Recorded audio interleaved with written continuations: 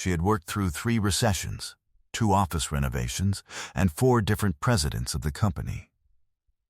That Thursday morning at 7:09 a.m., the same morning Mr. Raymond Owusu Boateng arrived in his silver Mercedes-Benz E-Class and handed his parking valet a folded 2 cedi note without making eye contact. Adeze Okafor was already on the 14th floor of the Owusu Boateng Group building on Liberation Road, Cantonments, Accra, emptying the wastepaper basket beside his desk. She had been emptying that basket for 15 years. The basket had not changed. Neither had the 2 cedi note. What none of the 57 employees who worked in that building knew, what Raymond Owusu Boateng himself did not know, was that the woman who left his office spotless each morning before he arrived had been watching something build in his company for the last 4 of those 15 years. And she had written all of it down. Adeze Nkechi Okafor was 51 years old. She weighed 57 kilograms, though she had weighed 63 until her husband Tobena passed of a sudden cardiac event in August of 2019. After which she stopped eating lunch for 11 months. Not from grief alone, but because Tobena's funeral had cost 14,800 cedis, and she had taken a microfinance loan she was still repaying at 22% interest. She wore the same 3 uniforms the company had issued her in 2018. Pale blue cotton blouses with a white collar, gray trousers, rotating them through the week. She washed them by hand each Sunday evening in her bathroom at Kasoa and hung them over the shower rail to dry overnight, pressing them in the morning with an iron she balanced on the edge of the sink because her ironing board had broken 2 years ago and a new one cost 85 cedis she did not have. The uniforms were clean. They were always clean. She was not a woman who had given up. She carried a black leather purse to work every morning that her mother had given her the week before her mother died. A small purse with a silver clasp and a tiny cross sewn into the lining in red thread. The stitching done by her mother's own hands in their family home in Enugu 31 years ago. The purse held her identification, her route money for the 3 Trotro connections it took to get from Kasoa to Cantonments each morning. A small composition book with a red cover and a ballpoint pen she had refilled 4 times. And a laminated photograph of her 2 daughters, Kidinma, who was 24 and working as a nurse's aide in Cape Coast, and little Nia, who was 17 and in her final year at Akimoto School. Nia was the reason Adeze had not quit the year Mr. Owusu Boateng's new operations manager, Gerald Mensah, had docked her pay by 200 cedis a month for taking sick leave after her knee surgery without giving 3 weeks written notice. Gerald had not been with the company 3 weeks himself at that point. Adeze had pressed her ID badge against her chest the way her mother taught her to press the cross in the lining, slowly, with intention, as though the thing you held could absorb what you needed to let go. She knew which desk drawers were never locked. She knew that the finance assistant on the 12th floor, a young man named Quadwo who wore the same cologne every day and spoke too loudly on calls, printed documents at 4:47 p.m. Every Tuesday and Thursday that he folded in thirds and slipped into his inner jacket pocket, she knew because she vacuumed the finance corridor on those evenings and had learned not to need ears to understand what she was watching. She had not planned to do anything with what she knew. She had only done what she had always done. Write it down in the red composition book, the dates and the details, the way her secondary school headmistress had told her to always write things down, because memory protects the mind, but paper protects the truth. The morning she quit, she was not angry. She had resolved to leave 3 weeks earlier. On the day Gerald Mensah called her into the office on the 2nd floor to tell her that her role was being restructured. He used that word, restructured, the way people use words that mean something precise but allow them to avoid precision. She had sat in the chair across from his desk and looked at his name tag, which read Gerald A. Mensah, Operations Manager, and thought about the fact that in 15 years she had received 7 performance reviews rated outstanding and had never received a raise above the 2% annual adjustment the company was required by law to provide. She thought about the knee surgery she had paid for herself because the company's medical scheme, the one listed in her contract, had quietly stopped covering cleaning and maintenance staff 5 years ago in a policy amendment that was never communicated to them in writing. She thought about the 11th of March, 2022, when she had found a printed internal memo on the floor behind the photocopier on the 15th floor, not meant for her, not addressed to anyone on her floor. That described the cleaning staff as a non-revenue unit to be outsourced within 18 months. That memo had never become action. But Adeze had written the date on the top of a new page in her composition book and kept the memo folded behind the back cover. Restructured, she told Gerald, means I am being replaced? Gerald had straightened a pen on his desk. It means the role requirements are evolving, he said. We'll be offering a one-time separation package. 6 weeks. We appreciate your service. She had looked at the pen on his desk for a moment. Then she had stood, thanked him, and walked out. She worked her 3 remaining weeks with the same precision she had given every one of the 15 years before them. She arrived at 6:51 a.m. She left at 5:30 p.m. She emptied Mr. Owusu Boateng's basket and wiped his desk and straightened his chair with the same care she had always given it. She did not tell her colleagues. She did not raise her voice to anyone. She had considered raising the matter with Human Resources, a woman named Blessing on the 3rd floor, who had been hired 18 months ago and who wore a laminated employee satisfaction poster on the wall behind her monitor, the way some people hang a mirror, to remind themselves of a particular reflection. Adeze had stood in the doorway of Blessing's office for 40 seconds on the 2nd Monday of her notice period. Blessing had been on the phone, eyes on the screen. She had not looked up. Adeze had counted 40 seconds and walked back to the cleaning store on the 14th floor, where she sat on the edge of the mop bucket for 3 minutes in the smell of disinfectant and rubber and the particular dusty dryness of cleaning cloths that had been wrung out too many times. Then she stood, picked up her mop, and went back to work. She thought about Nia's fees constantly during those 3 weeks, the 840 cedis due in 9 days, then 8 days, then 6. She had 510 cedis saved. She had spoken to her sister in Port Harcourt twice, careful conversations that circled the subject without landing on it.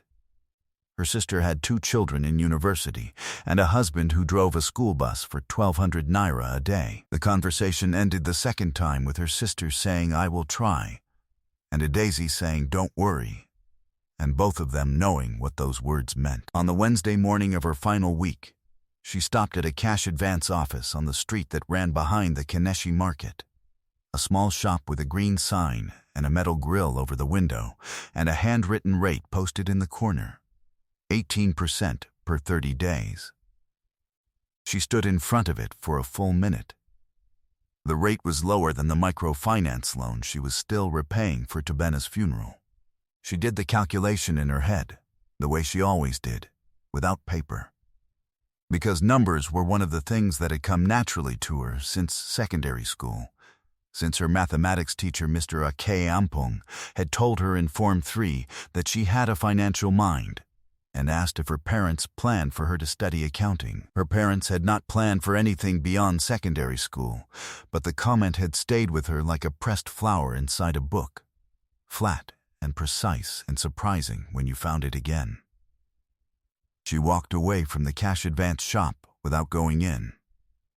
She wrote the last entry in her red composition book on Wednesday the 14th. A final observation. A time. A name. A specific amount from a supplier meeting she had overheard from the corridor while collecting bins from the boardroom. She drew a single horizontal line beneath it, put the pen in her purse beside the photograph of Chidinma, and Nia, and pressed the silver clasp of the purse twice, the way her mother had shown her.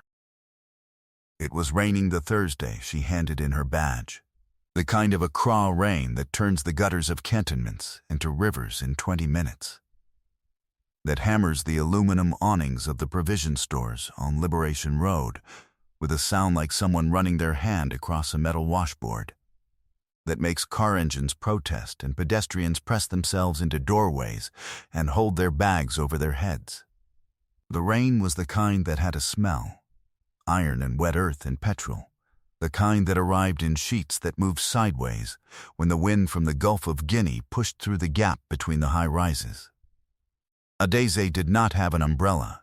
She had forgotten it on the hook behind her door at Kasoa that morning because she had been awake since 3:11 a.m., thinking about Naya's school fees for the final term, which were 840 cedis and due in 9 days. She had lain on her side in the dark and thought about the number the way you think about something that has a weight but no solution, turning it over without putting it down.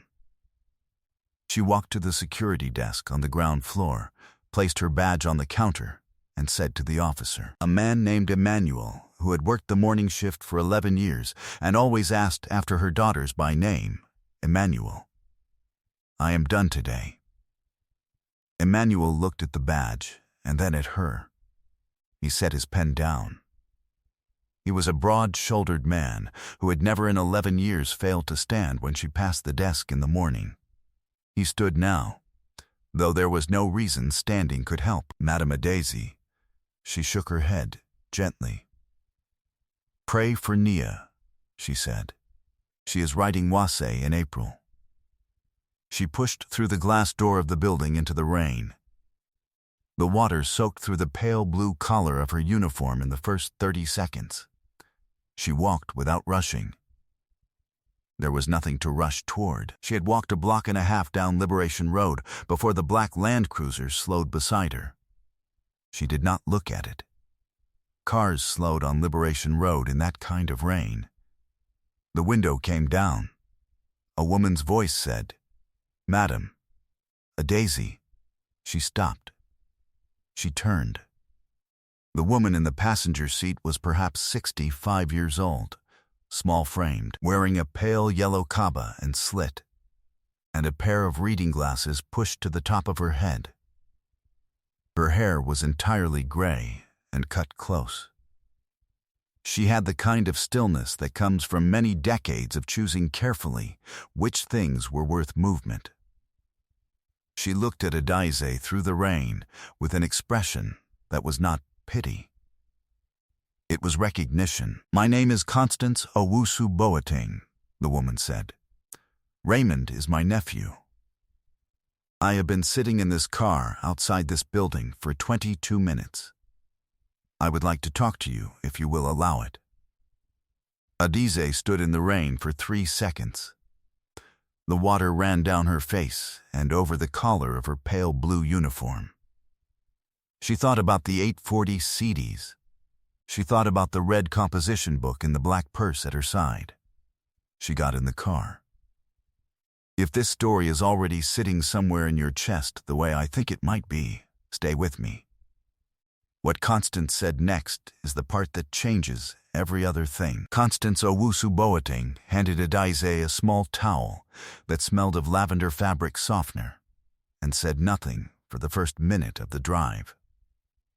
The Land Cruiser moved slowly in the rain, past the petrol station on the corner, past the blue awning of the provisions shop where Adeze sometimes bought a single digestive biscuit to eat on her lunch break. Constance watched the road.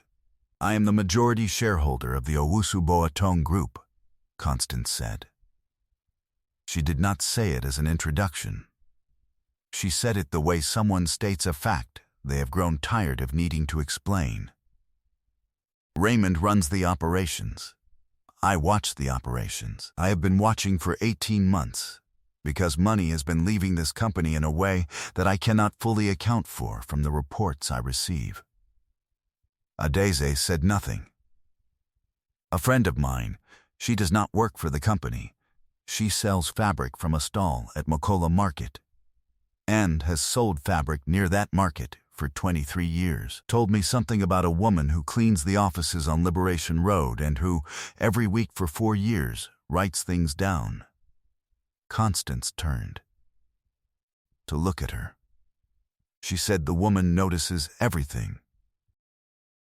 The fabric trader at Makola Market was a woman named Ama Osai, a short woman with deep-set eyes and the habit of folding her wrapper 3 times at the waist when she sat down, which she had done since girlhood because her grandmother had done it, and it was the kind of thing that passed through women without being taught. Ama had grown up 3 houses from Adaeze's mother's compound in Enugu. They had played in the same sandy courtyard as children, had fetched water from the same standpipe every Thursday before school. Ama had come to Accra in 1998 to sell fabric, and had never gone back. Not because she did not love Enugu, but because the city had taught her that the best thing about arriving is that you can choose what you carry forward. Ama brought Adaeze jollof rice in a black plastic bag twice a month, when their paths crossed near the Trotro station on Graphic Road, and Adaeze had told her things over those years, the way women tell things when they are walking together and not looking at each other.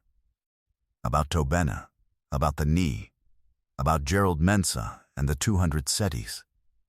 About the things she had observed and written down, said casually. The way you say things to someone who has known you long enough that you are not performing. Ama had listened without responding in any way that made the telling feel consequential.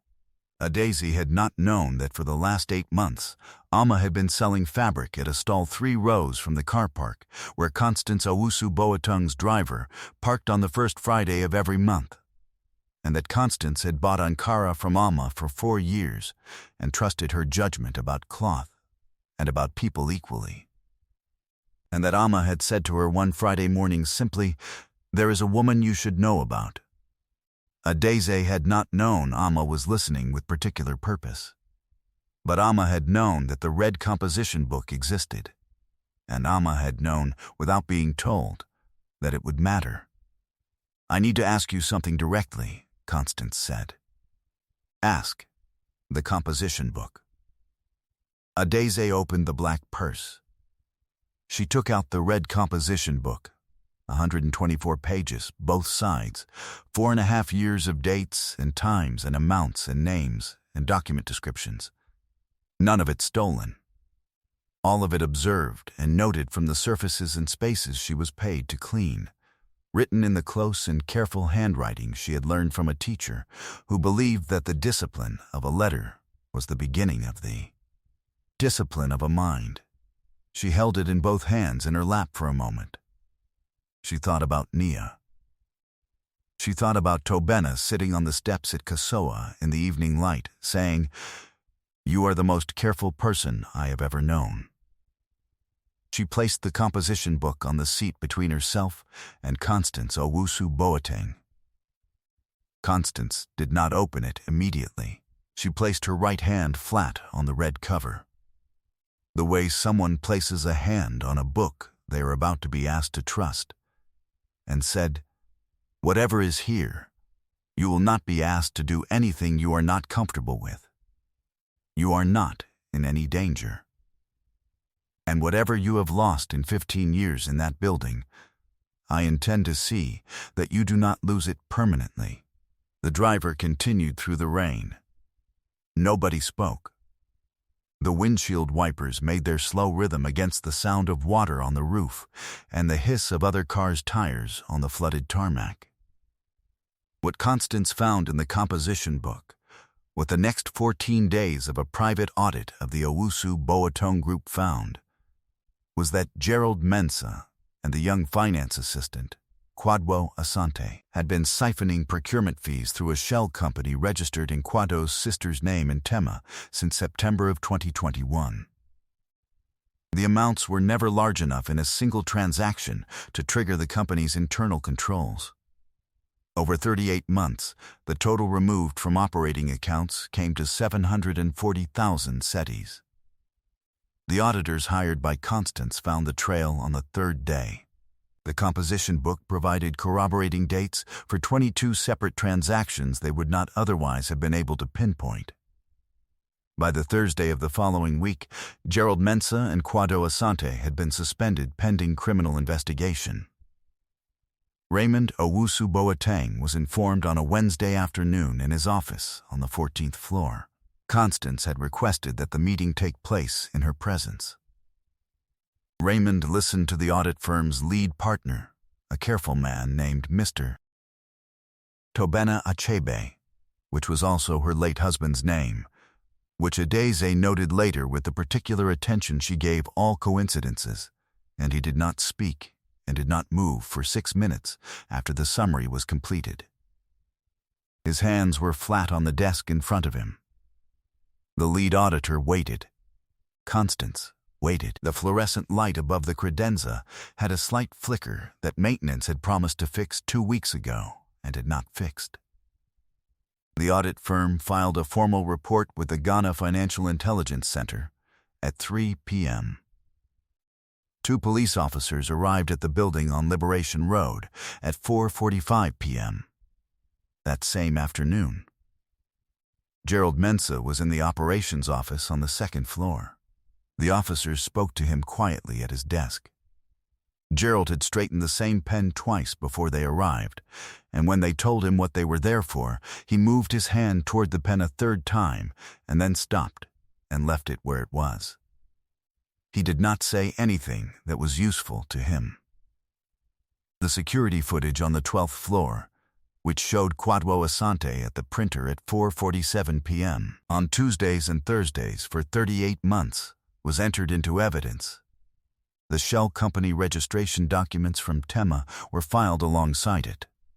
Raymond sat at his window afterward and looked out at Liberation Road in the dark, at the streetlights, at the building's own reflection in the glass. "The woman who kept it," he said. "Her name," Constance said, "is Adeze Nkechi Okafor. She was in this building for 15 years. She knew every desk and every drawer and every face in every corridor. She cleaned your office every morning before you arrived. She organized your files when no one asked her to. She wrote down what she saw because she had been taught that paper protects the truth, and she kept writing it down for 4 years without knowing whether anyone would ever ask."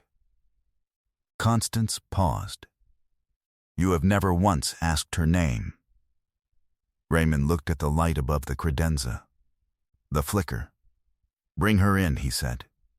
"She does not work here anymore," Constance said. "You restructured her." The room was very quiet. "What does she want?" Raymond said. "She hasn't asked for anything." He sat with that for a long moment. Outside, a car horn sounded twice on Liberation Road and then stopped. The light flickered.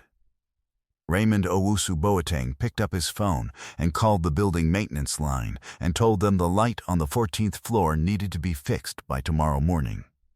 It was the most specific instruction he had given all week. The disciplinary process for Gerald Mensah and Kwadwo Asante resulted in a full criminal referral to the Economic and Organized Crime Office. The Owusu Boateng Group issued a company-wide policy review within 30 days, requiring all operations and finance staff to complete a mandatory ethics and compliance program. The first session of which was held in the 2nd floor conference room on Liberation Road, the same room where Adeze had sat in a chair across from Gerald Mensah's desk and heard the word restructured, used as a synonym for disappear. The poster listing the session facilitator's name was printed and mounted on the door on a Tuesday morning by a junior administrator who had no way of knowing which room it had been. 3 days after the audit filing, Constance called Adeze at 8:23 a.m. Adeze was on the first trotro of her 3-connection journey to a cleaning agency intake interview in Dansoman. She answered on the 2nd ring. "Come to my office," Constance said. "Not Raymond's." Mine, Constance Owusu Boateng's private office, was not in the Liberation Road building. It was in a low two-story structure in East Legon that she owned entirely and that housed the holding company through which she managed her interests in the Owusu Boateng Group and 4 other companies. There were 8 employees in the building, all of them women, none of them wearing uniforms. The office smelled of shea butter and black pepper and something like old books. Adaeze arrived at 10:14 a.m. In her good blouse, the cream-colored one she reserved for occasions, with her black purse on her shoulder and her composition book, which Constance had returned to her.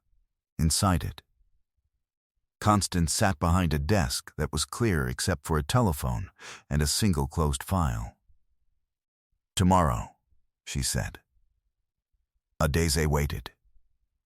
"I want you to come back tomorrow, not to clean anything. There is a position here that has been empty for 8 months because I have not found someone with the right combination of qualities to fill it. I need someone to manage correspondence, document filing, supplier invoices, and attend weekly meetings and report to me what they observe. I need someone precise, patient, someone who writes things down." She opened the file. It was an offer letter. The monthly salary printed on it was 4,200 cedis. The contract included full medical cover, not the scheme that quietly stopped covering cleaning staff in a policy amendment never communicated in writing, but direct private cover at Trust Hospital in cantonments. There was a provident fund. There was an education benefit clause, 3,000 cedis per dependent per academic year. Adaeze read the number for Naya's school fees before she read anything else. She pressed the silver clasp of her purse between her fingers the way her mother had shown her, slowly, as though the metal were warm. "I have no formal administrative training," she said. "I know," Constance said. "Come tomorrow." It was not a question. Adaeze started on a Monday morning in February, 6 weeks after the Thursday she walked out into the rain on Liberation Road. She arranged Constance's supplier files in a system she had designed herself over a weekend, color-coded by contract expiry date, with a small adhesive tab for any invoice that had been queried within the last 90 days. When she showed Constance the system on the second day, Constance studied it for a moment without speaking. Then she said, "Who taught you this?" "Nobody," Adaeze said. "I just thought about what I would need if I were you." Within 4 months, Adaeze had identified 3 supplier invoices in the Owusu Boateng Group's legacy vendor files that showed billing irregularities going back to 2018, before Gerald Mensah had arrived, which meant the problem had been older and more embedded than the initial audit had found. Constance brought in the auditors again. The recovery was 290,000 cedis. The supplier contract was terminated. The morning the termination was confirmed, Constance placed an envelope on Adaeze's desk without explanation. Inside was a bonus, 6,500 cedis, and a handwritten note that said only, "Naya's fees, plus 1 year forward." Adaeze sat at her desk and looked at the note for a long time. She did not cry. She set it down carefully, the way she used to set down the shopping bags on her step, not dropping it, not clutching it, just setting it down with full, deliberate hands. Then she opened her composition book to a new page, wrote the date at the top, the 17th of June, and began the day's notes. What Raymond Owusu Boateng thought he was doing when he let Gerald Mensah restructure a cleaning contract was cutting a cost. He thought the woman emptying his wastepaper basket at 7:09 in the morning was a function, not a person. He thought she had no value the balance sheet could see. He was wrong in the most expensive way possible. Because the truth about people who are asked to be invisible is that invisibility is a kind of power. You see everything when people are not watching you. You hear everything when people speak freely in your presence. You understand the architecture of a place when you are responsible for keeping it clean, because a clean space requires knowing every corner of it. what hides in corners, what accumulates when people are not paying attention, what the surface looks like versus what is underneath. Nobody gave Adeze that knowledge.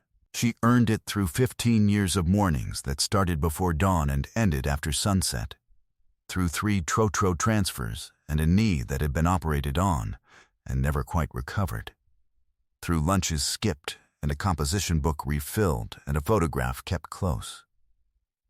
Nobody handed her anything she did not already deserve. Some people are dismissed from rooms where they have quietly been the reason the rooms still function. They are handed a separation package and a form to sign and told their role is being restructured, which is a word that means we have confused your silence with your invisibility, and your invisibility with your absence, and your absence with your insignificance. And they walk out into the rain and carry everything they know with them, because what they know was never the company's to keep. You cannot put a separation package around a person's understanding. You cannot restructure what someone has seen with their own eyes, and you cannot calculate on any financial model what 15 years of showing up correctly, precisely, and with full presence costs, or what losing it will eventually mean. The people the world hands endings to are sometimes the very people holding the truth the world cannot afford to be without. Here is the question I want to leave with you. If you had watched something wrong happening for 4 years, not to you directly, but happening near you, in the building where you worked, in the accounts you were never supposed to see, and no one ever asked your opinion, no one ever invited you to the table, no one ever treated you as someone whose eyes counted, would you have kept writing it down? Would you have trusted that what you witnessed had worth even when no one around you seemed to think so? Leave your answer in the comments. I genuinely want to read it. Subscribe for more stories about hidden strength, quiet power, and the people the world overlooks until they change everything. I'll see you in the next one.